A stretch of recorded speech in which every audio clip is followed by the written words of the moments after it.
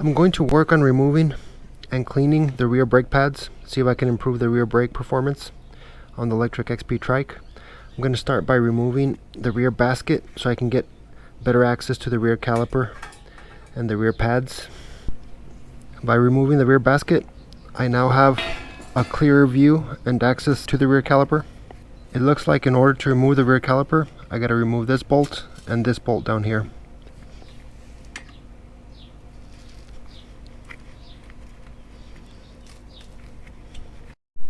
Using a long Allen key to get to the bottom bolt between these two top rails is a lot easier.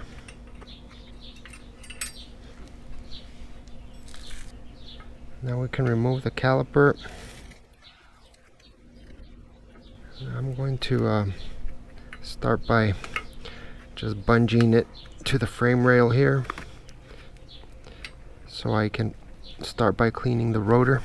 Either wear clean disposable gloves or make sure whatever rubber gloves you wear are also free of any oils or lubricants. So I'm cleaning the fingers of these gloves with alcohol as well to make sure I'm not having the gloves actually contaminate the pads. With the trike on the stand, it's much easier to clean the rear rotor because I can just spin one of the tires. I'm going to use 50% isopropyl alcohol solution. Get as much grime off of there as possible. And this dark material that's coming off of the rotor at this point, it's not clear if it's lubricant or just particles from the brake itself. And this time I'm going to make sure I also get the spokes away from the braking surface, just in case there's any lubricant here that makes its way onto the braking surface. So focusing on also getting the side of the rotor. Not much coming off there. Careful with your fingers as you spin this. To remove the pads, it's just this one small Allen head bolt that you have to remove. Then both the pads and the spring clip should come out through the top.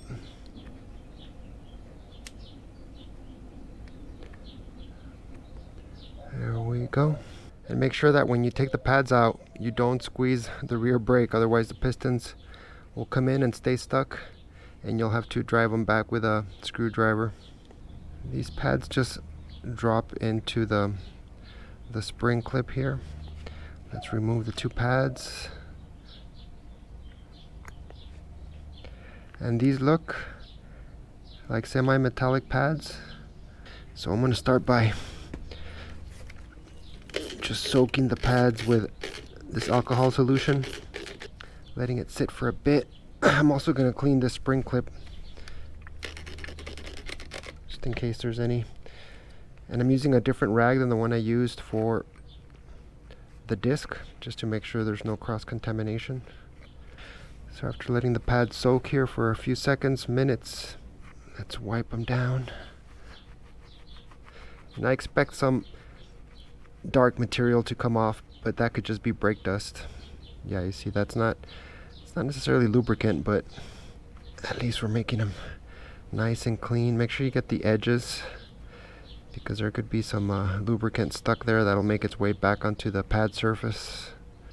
Do the same thing for the other pad. Quite dirty what comes off, but most of that is probably just brake dust. So I'm going to repeat this process with the alcohol a few times on each pad and then reinstall everything the way we just removed the pads, the clip, the caliper. So pop the pads back into the clip.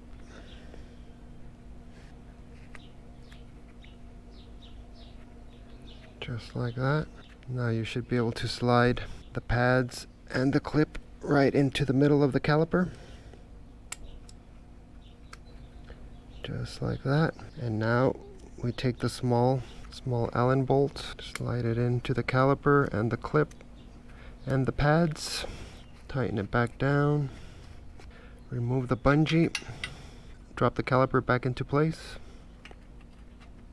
drop in the caliper bolts, but only tighten them very lightly because we're going to center the caliper.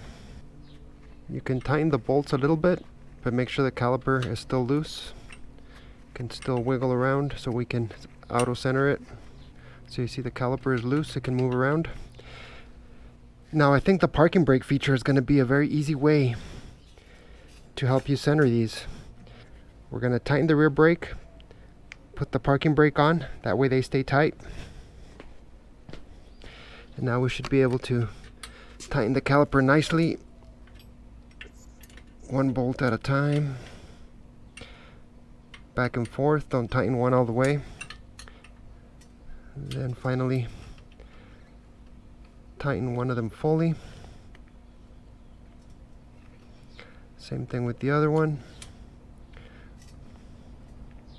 Now when you release the parking brake, the caliper should be automatically centered. The brakes are auto-centered. No rubbing. Now we're going to take it out on the road and see if after bedding the rear brakes in, I can get better stopping power after cleaning the pads and the rotor yet again. After cleaning the rear pads and rotor again, I'm going to bed in the pads, getting up to cruising speed, braking. I'm going to do this about 10 times. So after bedding in the brakes, I can actually get the rear brakes to lock up with not that much brake pressure, which was completely undoable before. So again, I'm going near 15 miles an hour. I can easily lock the rear brakes, and this is going downhill. So cleaning the pads made a huge difference.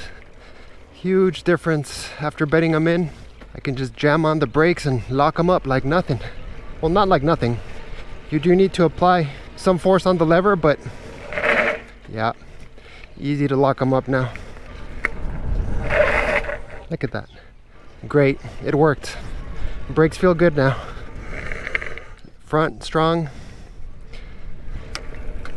rear strong, and of course if you apply both, you're stopping fast. Woo! Awesome, very happy with the brake performance now.